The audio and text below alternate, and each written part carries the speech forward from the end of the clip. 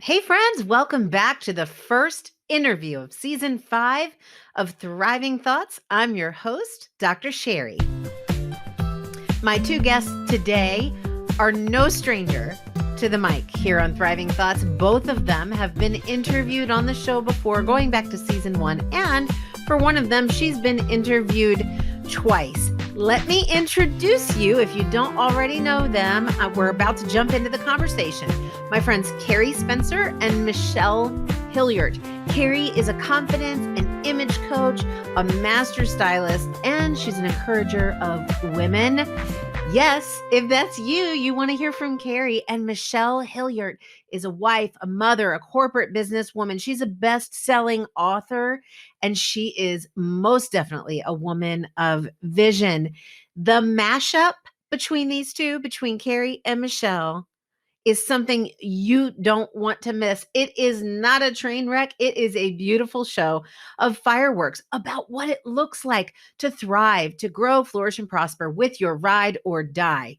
Listen, you're going to want to tune in to the very end so that you can hear how to follow, connect with, and learn more from how to grow and thrive in your own ride or die relationships from Kerri and Michelle. Please enjoy today's conversation with Kerri Spencer and Michelle Hillaert.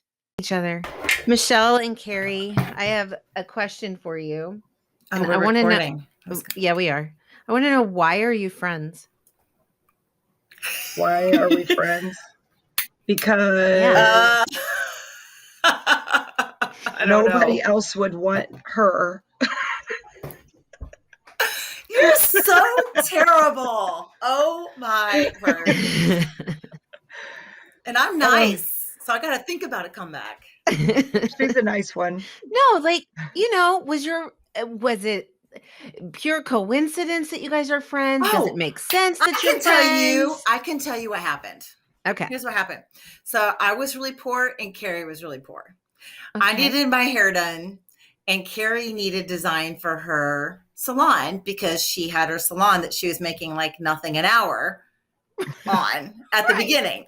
Yeah. And I was making like nothing for the stuff I was doing. And so we met at a women's branding. So I met at a women's business networking thing and I got this crazy idea. I was like, ooh, maybe if I did some design work for Kerri, then she could do my hair and I'll have a nice haircut, but we had no money. So, so I started proposing this and. But how did you meet? A women's networking thing. Yeah. Oh, okay. WBOM, Women Business of Michiana. So when they go around the room. Huh? That's when you met me. I met Sherry. A lot like I met Sherry. So Sherry, you know when you stand up and say your minute thing? Yeah. So then she heard I was a hairdresser and she thought that I looked amazing, I guess. And then Is that what you thought, Michelle, that she looked amazing? She said, you said that when you met me. 1 second. You're like, I like your hair. So I'm not going to be available for about an hour. Okay. Can you shut the door, please? Thank you. I love you. Thank you. Okay. You said she was amazing. She looked amazing. No, I didn't. No, I did not. I mean, she did look amazing. Come on, it's Kerri. I remember where you were sitting. I remember because there was a door, like you walk in, it was like this way, but there's the tables lined that way. And you were like sitting next to the wall. I remember that, which is crazy because I say I have a bad memory, but hey, I remembered where you were sitting. So maybe I need to reframe that. But I don't know why. I think I just heard she had a hair salon and all I thought was, what could I do to get my hair done for free? There you go. Yeah. So she introduced herself. And then what? You came to the salon. We talked about some stuff. And then we decided to trade. Yeah, and we did. And boy, it was like a fair trade. Like there was a ledger and there was what each thing was worth on this ledger. Nice. Okay. So totally business is how we started to be friends. So it's interesting to me because I would have never guessed that. I mean, ever, because you guys are so close and so silly. It's almost like you've known each other since you were kids.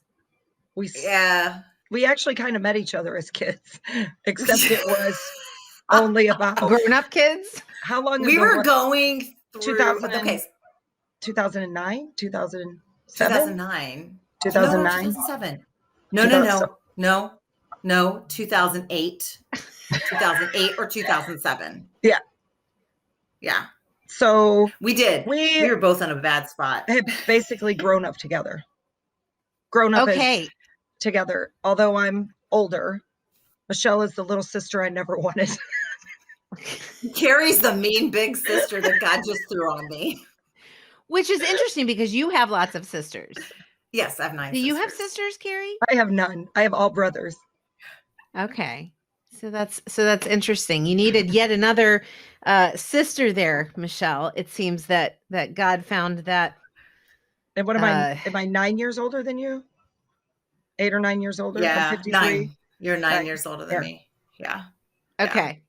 So, all right, that clears things up for me a little bit, and it sets the stage for the discussion that we're going to have. So one of the things that I want you and the listeners to understand, and the viewers in this case, for this season, we're talking about how being in a ride or die relationship, friendship, mentorship, partnership, whatever it looks like for you guys, friendship, how that helps you grow as a person, how it helps you thrive. So we're going to get there without asking that specific question. I do have some questions for you that neither of you are, prepared for.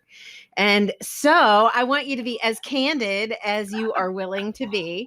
And I just want to dive right in. I know one of the major issues in friendships is, and you mentioned, Kerri, growing up together. So this should be good because I know where both of you guys are at right now, like in terms of your mental space and your mindset. It's like really powerful, right? I do. I know. But if you guys grew up together, you weren't always there. So, so let us in a little bit to some times, and these times might be different for you, where there was major confrontation or conflict in your relationship. Well, how about the time when we were going to a gig that I was going to sing at, and Kerri texted the wrong person a really mean text about how annoying I was. Wait. What happened? Well, she was texting you? No, it was Halloween. Remember, Michelle, it was Halloween. And she was always in these bands. Like, first of all, like our friendship has been through all these ups and downs. I'm her groupie. Okay. Forced anyways. So she was in this band and she was playing this gig, and it was like 45 minutes away from where we were at.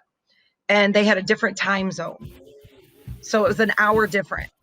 So through our friendship, Michelle notoriously for being late. No. And notoriously. No way. And notoriously for getting crap wrong. So like back then, Michelle, you have to admit, because this is kind of in the middle, like, well, this is maybe like 3 or 4 years into our friendship. This is when we're already like besties. This happened. I mean, we grew through friendship, but then we became besties and did everything together. 2 years. I think it's like 2 years. Like we just did everything together. Close fast. Yeah. Because I was single. Okay. Michelle was married with 4 kids. Okay. I'm sure you guys had lots of quality time together. Yeah, tons. So it was just, what's so fun about Michelle and I's relationship is we couldn't be more different in every way. Like in every way, but we couldn't be more alike in so many ways too.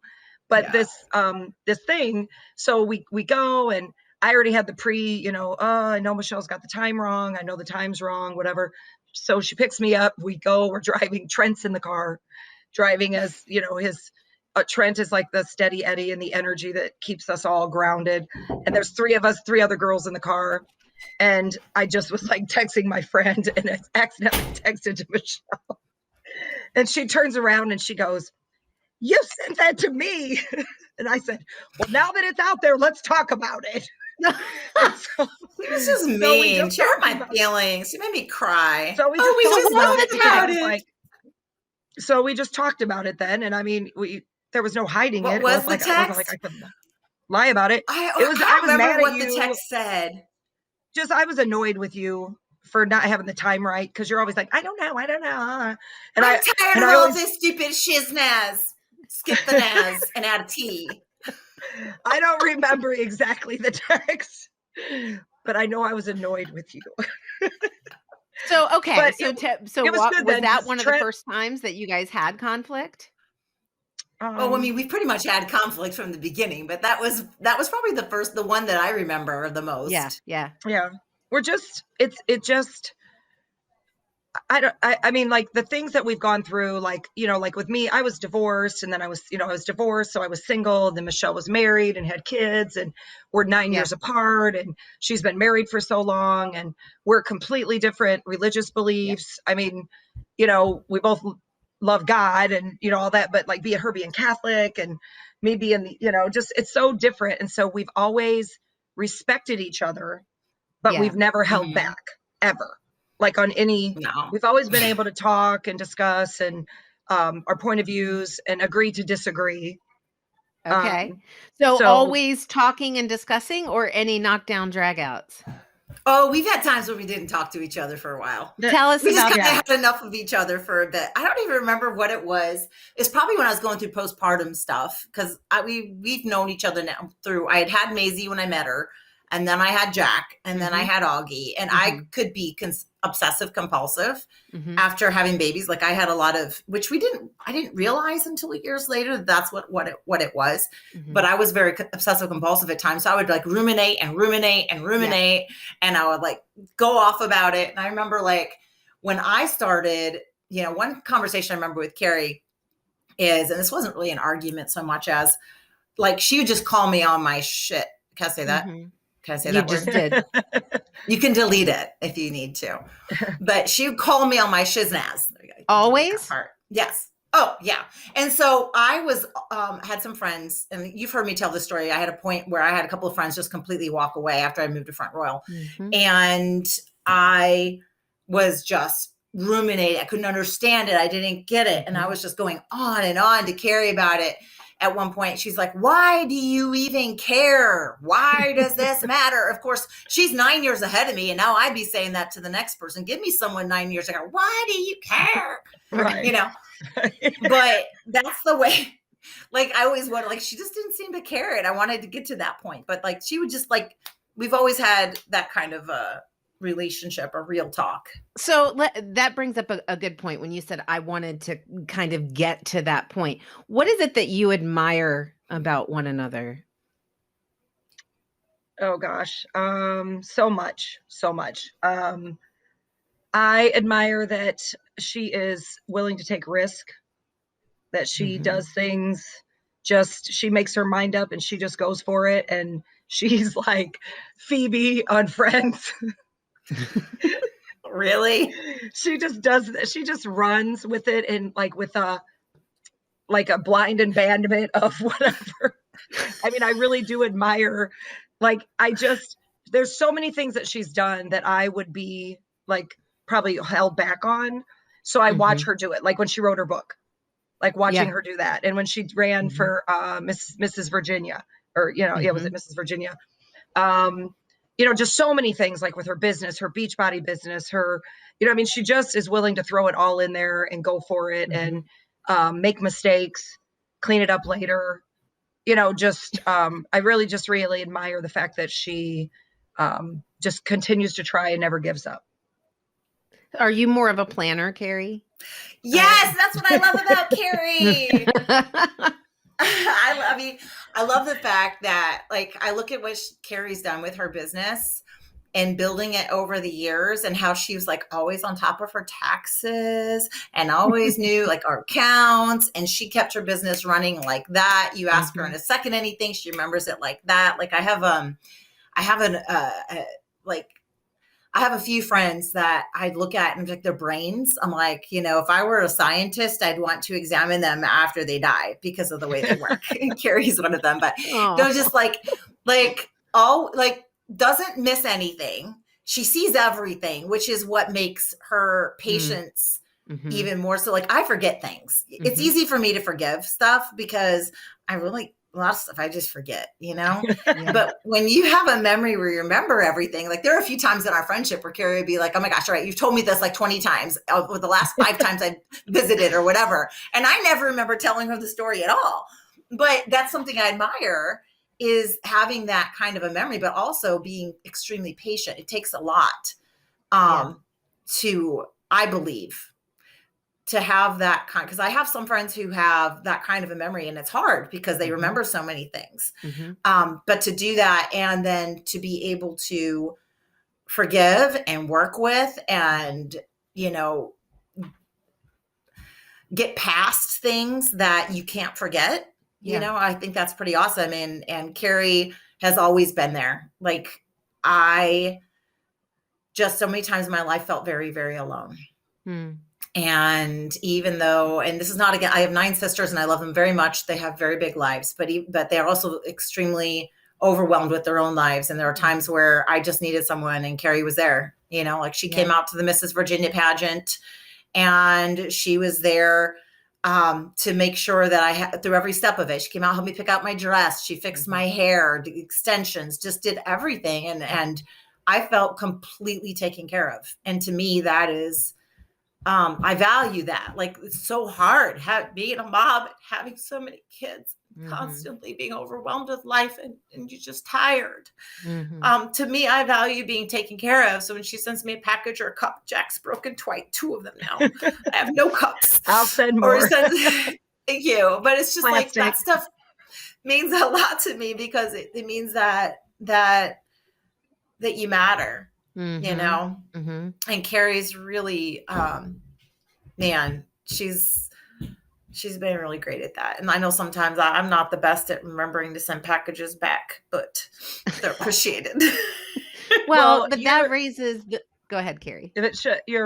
Our friendship is very intentional. It has to be, because she's That's in Virginia. Exactly what I was going to ask you is, you guys are in different states. And one of the things that I think a lot of people don't understand about relationships, ride or die relationships, they're not a matter of convenience. They're a matter of purpose and deliberation. And so how do the two of you navigate that? How do you keep the intentionality at the forefront? And why do you? Well, we try to, without COVID, minus COVID, I think we would usually see each other at least 3 times a year. I mean, I always try to get out there at least once or twice a year to Virginia. And then she would come back because of Trent's family. So we always knew there would be at least a holiday visit or something like that. We don't talk a lot day to day, but we text, we call, we we just kind of pop in, check in. I think that our friendship is so deep that it's kind of like we just appear at the right time. It's when something seems to be going on, staying up with each other's Facebook and social, just to keep a check of the temperature, what's going on. Understanding when we can. Like, this is something I think it's important for friends. And Sherry, I know you know this too, as my friend. Both of you guys are on social media a lot, and I don't always get on and comment and like everything because I'm overwhelmed and I don't see stuff, and I just don't have the time or take the time or whatever. And it's not because I don't love.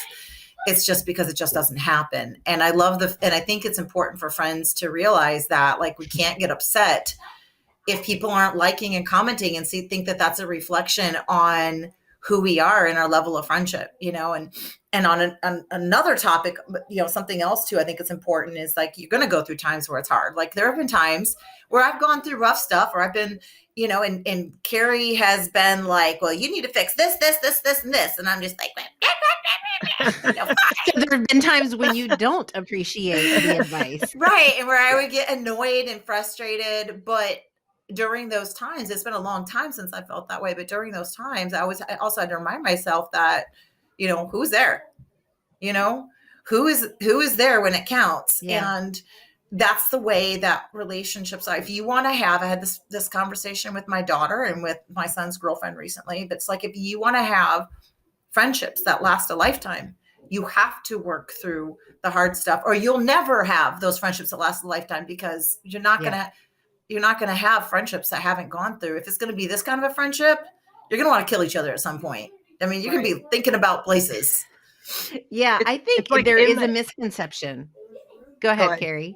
It's like in the imperfection of the friendship is what makes it work. You know, not the just Michelle and I, we've always just been able to be just real and raw, and I've never felt judged ever, not one time, ever, and that keeps it. That's a big why for me to always keep that going, and that's, I would say, especially at this time in my life, I really don't feel like I have any relationships that aren't authentic.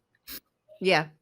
Right. So just that for me, like Michelle is my, she's just one of my bestie girlfriends. And it's like she lives next door and you just make it work, you know, and then to be able to go and hike in the mountains together. And we've had so many, breakthroughs and ahas together, you know, and stuff like that. Walls down. Yeah. It's walls down. Like that's, I think the hardest part about building new friendships is, you know, like Brene Brown says, you have to have, you know, a hard shell, soft heart or something like that. Like soft shell, whatever. Strong back, soft front. Something like that. Yeah. Strong back, soft front. But basically the fact that you have to be able to go in somewhere and be open and be authentic, but you have to keep a little bit of a shield there to know that you can't let everyone in. But there are some people like the ones you write on your sheet of paper that get in and they see the mess. Yeah. They see the parts of you that when you're having a hard day, in the back of your mind, you're saying, I hate my life and F this, and I'm the worst person in the world. And they're the ones that remind you everybody fails, everybody makes mistakes, and you're not freaking perfect.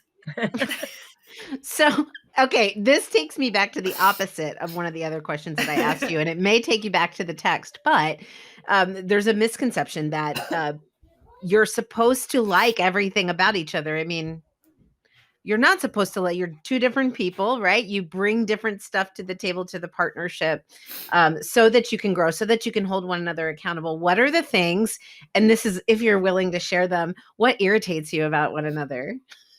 You want to go first? Do you want me to go first? Well, I should Kerri's like, go first. Because Kerri, well, actually, you know, maybe you should go first because you probably have a big list. No, not really. Okay, number one, that she doesn't listen to me. No. Like when you tell her to do something. Yes. So I have a really good intuition. She doesn't listen. Yeah. And she does not listen to me when I say, I try to warn her of things, but that's part of the going for it. Like she'll at least talk to me about it. She'll hear me. She'll listen to me. She won't listen. She hears me, but she doesn't listen. She's going to do whatever she wants to do. And that's okay. Cause I'll be there to catch her. Like when it like a million times when it blows up in her face, like I knew it would. And I don't know if I ever say, I tell you so or not. I don't know. I don't know if I actually say that to you or not, but I think it. No, you do. And I still support her no matter what she does, no matter what. Yeah. But and then this is funny. She's a shopper and I'm a buyer. So when we go shopping together, like I decide on something, I buy it and I'm ready to go. She wants to look and and debate and I don't want to make a decision. I have fear of commitment. I'm like, just buy the purse. Hey, I did pretty good at Kate Spade. So that's like the big and the little. Yeah. But that's good. Thank you for your honesty. We lock horns a lot. Really, we do a lot on stuff. But we still respect each other and don't get mad. And, we're just like, okay. Yeah. Change the subject. I mean, I don't even think we've ever had to even do that. We definitely, but I think that's what makes the friendship what it is. Right. I mean, it's real. It's deep. Well, and our irritations match. They really match because what is in the past, like I will say, like lately, like there's really, like when we get together, there's not a ton. Like I very little at all. Like last visit, it was just fantastic. But in the past, like Kerri. Sometimes I go to the mountain for therapy. Sometimes it's for me and sometimes it's for her. Right. And so with Kerri, she knows everything. And she always has a better way. Like all the things that I need to change to like make things better. And there were several times where she'd come out and visit and it was great. But then on the way to the airport, the entire time, it was a therapy session on everything Michelle needed to work on for next time. And I remember one time I dropped her off. I'm like, I love you. Bye. Get your suitcase and get out of here. And it was like the last, I don't think the last couple of times it hasn't been like that. It's been great. But I think it's like it's also the personality differences. Yeah. I'm very impulsive and I do stuff, and Kerri's very organized and she thinks through things. But I think that's also what draws us, like we already said, to each other. I surround myself with strong women because I know I am a strong-willed child that still needs someone to tell me like it is. I don't need friends. I'd rather Kerri sit there and tell me everything I need to fix and then me get mad at her and decide what I was going to work on and not, than have a friend who never, ever said anything, which is what happened with my book. It happened with my book. I was in it with a friend and all of a sudden she was angry at me for something and I had no clue. And then all of a sudden this going to Barnes and Noble and all this other stuff was off the table. And I'm like, can we talk about this? Door was shut. And I think that it's so important with friendships to realize, you're not going to be the same. If you expect yourself to be the same, it's going to be an extremely boring friendship. And it's the give and take. It's what helps us to grow, to become way better versions of ourselves than we could possibly be without each other. Yes. So let me ask you this. How has your relationship, because of your specific friendship, how has that changed you as a person? I would say Michelle helped me bring out my softer side, like be less, help me break down the walls, help me be more gentle, more soft, more feminine, more vulnerable, more, helped me with like it's okay to make mistakes. It's okay to not be perfect, try different things. You can fail.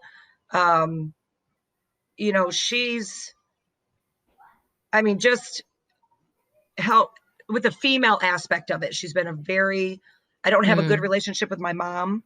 So, and I don't have sisters. So Michelle has given me a lot of that, that womanly, feminine, softening. Kerri, you don't have to be brave all the time. You don't have to be tough all the time. Yeah. It's okay to, be sensitive. That's a huge one. So she's helped you kind of expose the soft underbelly of you. Right. For sure. Wow. Stepping out of your comfort zone. How about you, Michelle? Kerri has challenged me to own who I am, like to not, like I said before, like, why do you care what people think? Like to understand, like like you saying, like being impeccable with your word, like, show up when you say you're going to show up, be somewhere you say you're going to be somewhere. She's taught me so much as just big sister stuff, like beauty. I'm so grateful for everything she's taught me. Like I came from I was homeschooled and then went from that to a private Catholic school, which is a great school, but I just always wanted to feel like I was put together and I never did.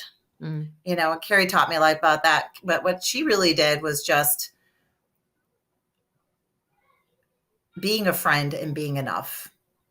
Even though I was weird and I was different, all those things, I was weird and I was different and I was a complete mess, a complete broken mess, and still being there, like just being there, Let me tell you speaking into that enoughness. Let me tell you a quick story about that.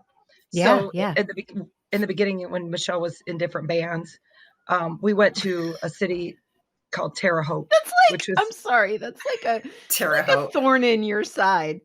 She was in those different bands. I loved all of them, but they were all completely different. And we had to go everywhere. So we had to go to this Terre Haute, which was like 2 hours, 5 hours. How far was it, Michelle? It was far. I don't even know. It was so It was far. really far. We I were supposed to have a blocked it out of my hotel memory. room. We were supposed to have a hotel room. We were supposed to be able to spend the night, get her ready. I was going to do her hair, her makeup. I was going to help dress her. Like I was her stylist, right? Yeah. Okay, we get there. There's no room. There's no overnight thing. There's like a dingy back room, like closet that we were supposed to get ready in. And then she opens up her suitcase and it's all wrinkled. Like everything in the suitcase was wrinkled. And she goes, okay, help me get ready. I want to look really good. What should I wear? And I was like, but so we start digging through this rumpled up mess in the suitcase. And we pulled it off. And she was the opening act for the concert. And I mean, it always worked out like that. But it was always like I just would want to choke her so many times.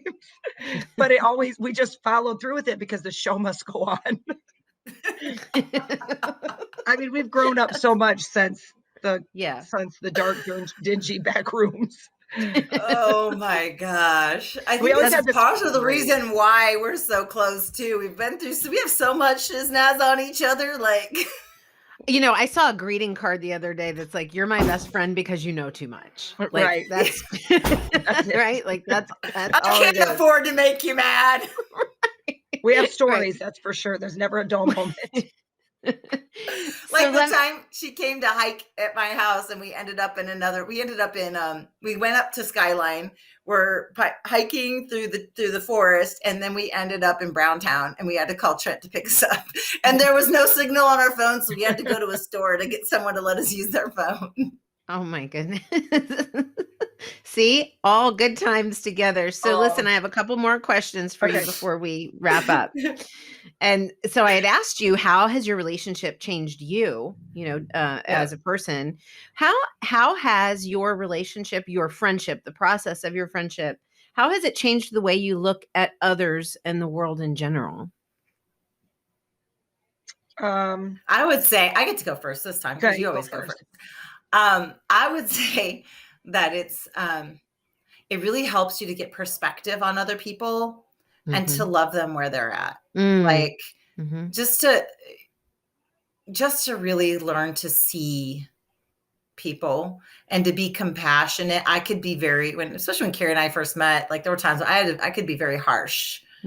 And harsh in judgment, not towards her, but just things in general, my sense of justice, and I still got that. You're laughing because but I feel like it helps you to see people for who they are and to have more compassion for people and to see you might go to a networking group and come out with a lifelong friend. Yeah. For real. Yeah. I think too, like just some more patience, sit back and kind of see like what's going to happen instead of always, just, oh, I just see this person and this is the way they're going to be, or this is their story. And I just decided that before I let it play out. So, with Michelle, there's always twists and turns and, different things.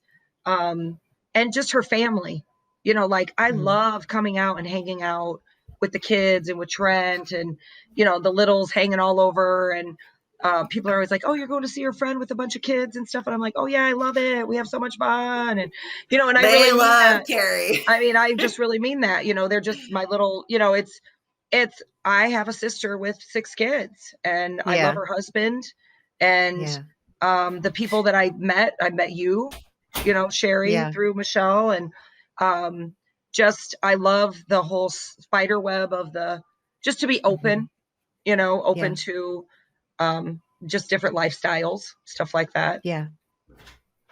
Lovely, lovely. Okay. This is an opportunity for both of you to share anything you want about you. And you never know who's listening and who might need to know you. So why do they need to know you and what can you offer them? Michelle. That was Jack. She's like, I hear you. Yeah. What do people need to know about me? Yeah, what do they need to know about you? And, I always love to give my guests an opportunity to share about themselves and what they offer. So if anybody needs you, they can come and find you. Well, I've offered a lot of things over the years. I could tell you about all the branding, all the different websites, and all the different.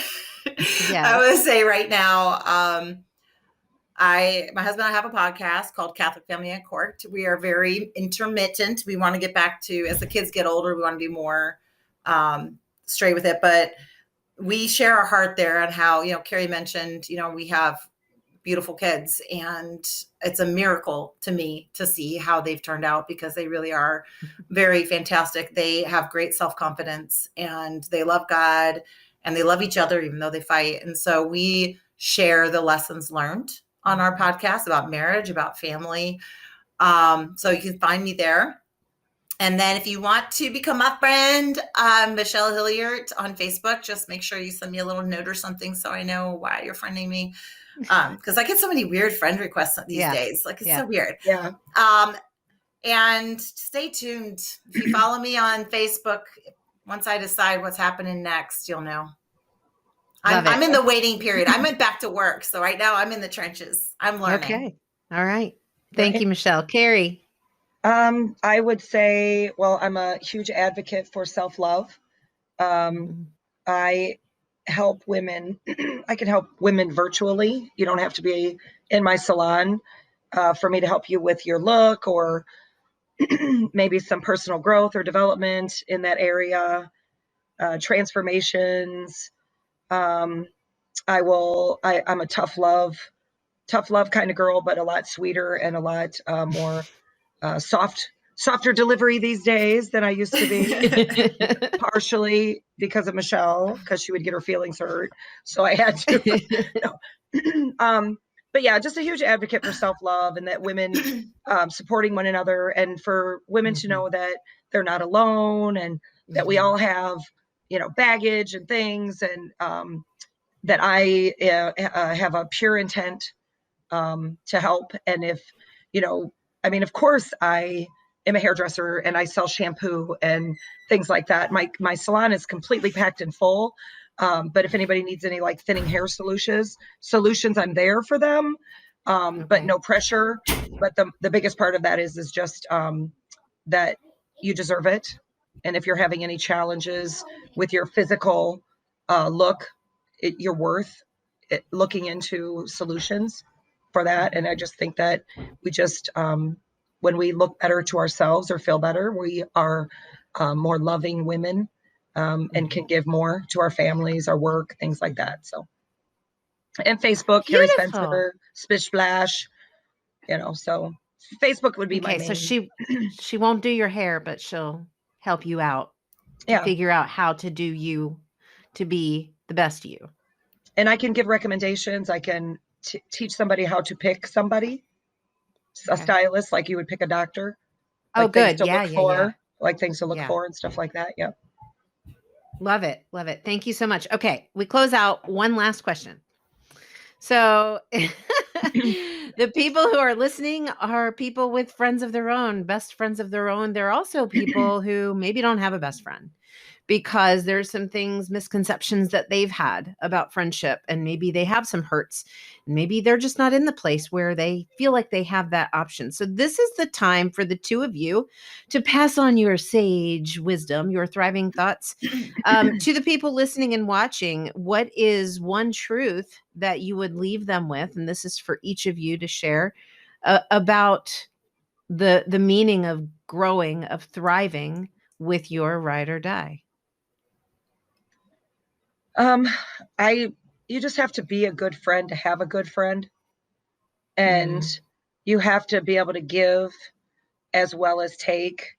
There has to be an even exchange. And sometimes you do feel like you're giving more, or, and not receiving as much. I just think that it's never too late to maybe put down some of the guards. I think women have real issues with, I've heard women, I don't like women. All my friends are men. Mean girls. Well, there's mean girls everywhere. My mom's in a nursing home. There's mean girls there. I mean, they just are. But we don't have to join them. We don't have to gossip with them, and we don't have to be them. And everywhere you go, anywhere you go, there's going to be somebody that's like an outlier or somebody that's not involved in that. That would be the person that I would go talk to, not the person that's probably in the mix, somebody that's kind of out on the outer. I just think that you have to be patient, and it's a trust, just like any relationship.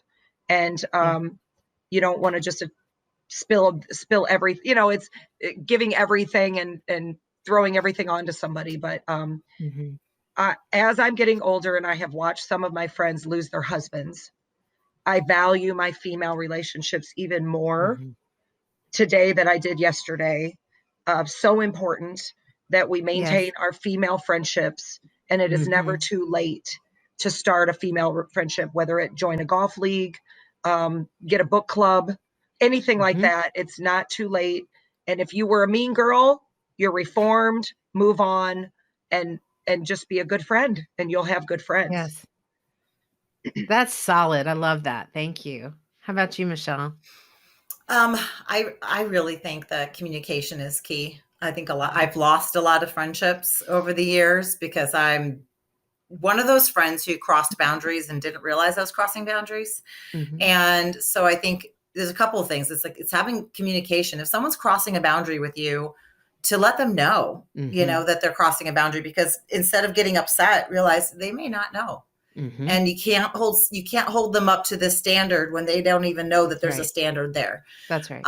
So I think that's really huge. I think communication through everything. If your feelings are hurt, to be able to say, and know how to say it, to be able to say, hey, I know this is probably not what you meant, but I just wanted to let you know how it felt. And when you said A, it felt like B. And it's not saying, why were you so mean when you said? No, it's just saying, when you said A, it felt like this. And I know your heart. I know that's not you, but that's how it felt. And I want to have a conversation about this. Because if you're building a friendship and that person really sees that value in you, then they're going to be like, oh, wow, like, shoot, I'm sorry. I will try not to do that again. And there's been a lot of that between Kerri and I. We've had to have conversations, and they haven't been easy. And over the years, it's easier. But communication is key. It's key in marriage. It's key in friendships. And there's a million things. I think what Kerri said is 100% on point. You got to be patient. You don't know if you're struggling with understanding some of the key qualities, go to 1 Corinthians chapter 13 and read it.